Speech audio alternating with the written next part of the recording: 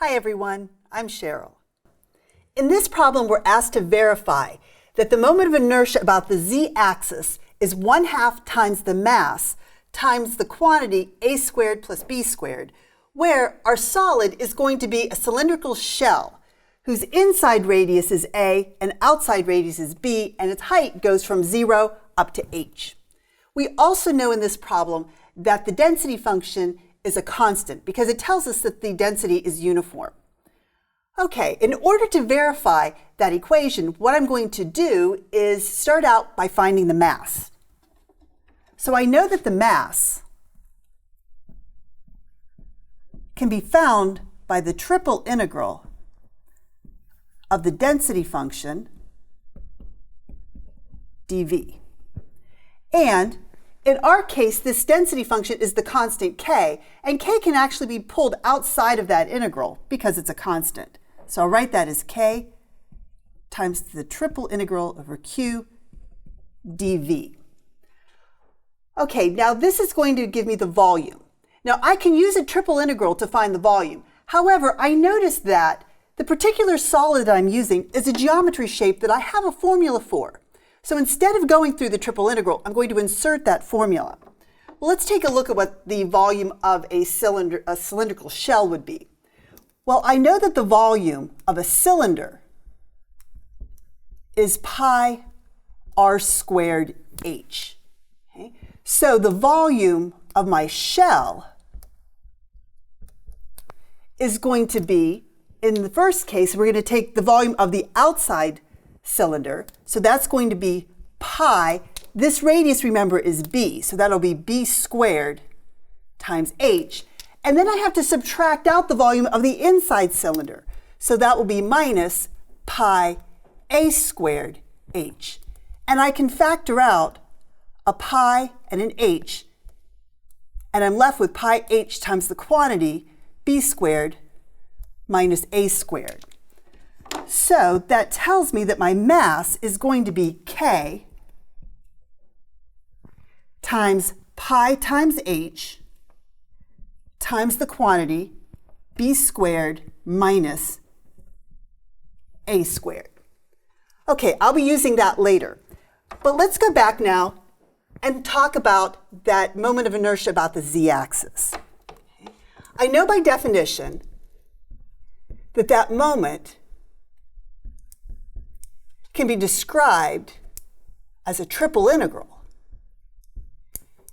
And the integrand is going to be x squared plus y squared times my density function dv.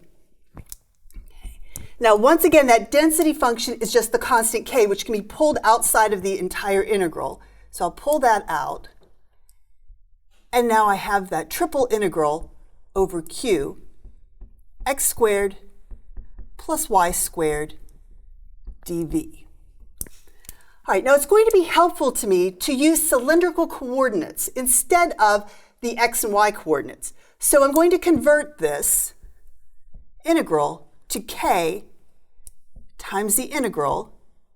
Now I know in cylindrical coordinates, x squared plus y squared is going to equal r squared. So I'll replace that with an r squared. And dv can be replaced with an r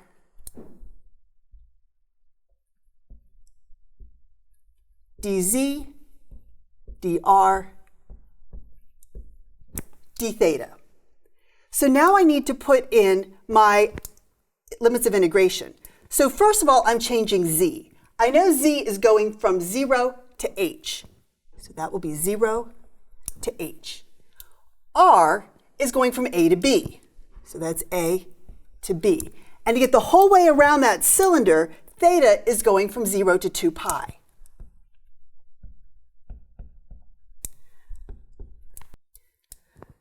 So simplifying that integrand, I'll have the integral from 0 to 2 pi, the integral from a to b, the integral from 0 to h, and that's r cubed dz, dr, d theta.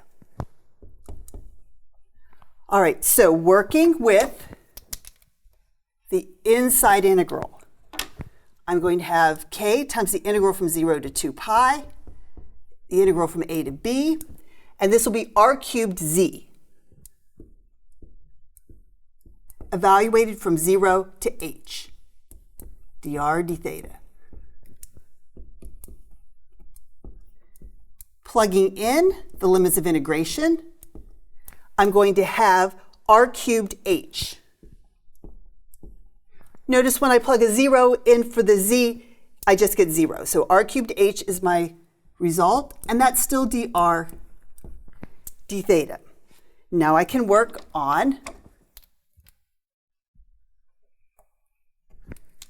the next integral. So I'll have k times the integral from 0 to 2 pi. And I'm integrating with respect to r this time, so I'm going to be treating h as if it's a constant, so I'll pull the h out, and the integral is r to the 4th all over 4, again evaluated from a to b d theta. Okay, I'm going to move this up.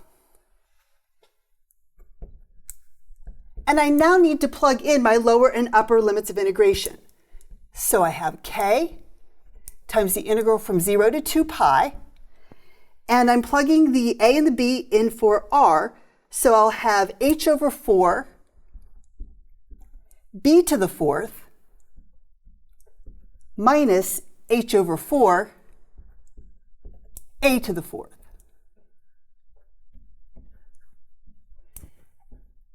And I still have one last integration problem. So in this case, I'm integrating with respect to theta.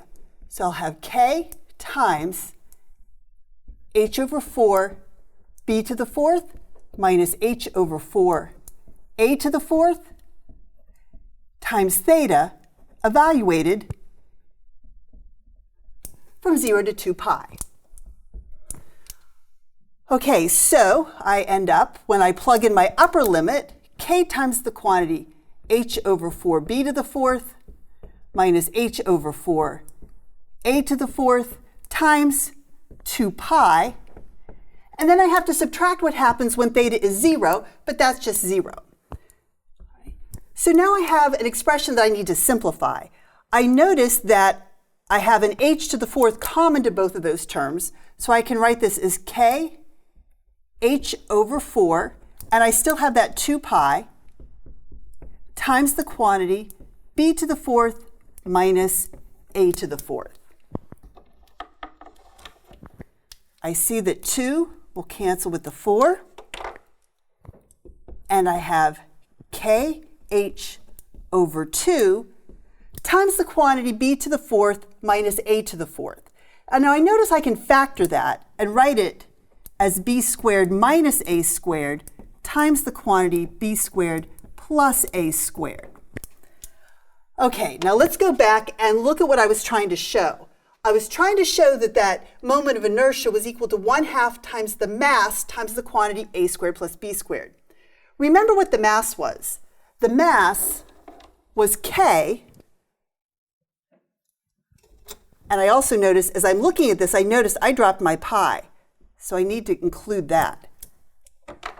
The mass is k times pi times h times the quantity b squared minus a squared. So all of that can be replaced with mass.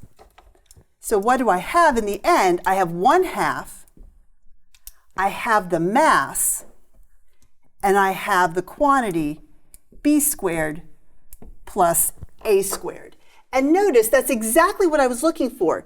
The b squared and the a squared are switched, but remember, addition's commutative, so it's the same thing. I hope that was helpful. Thanks.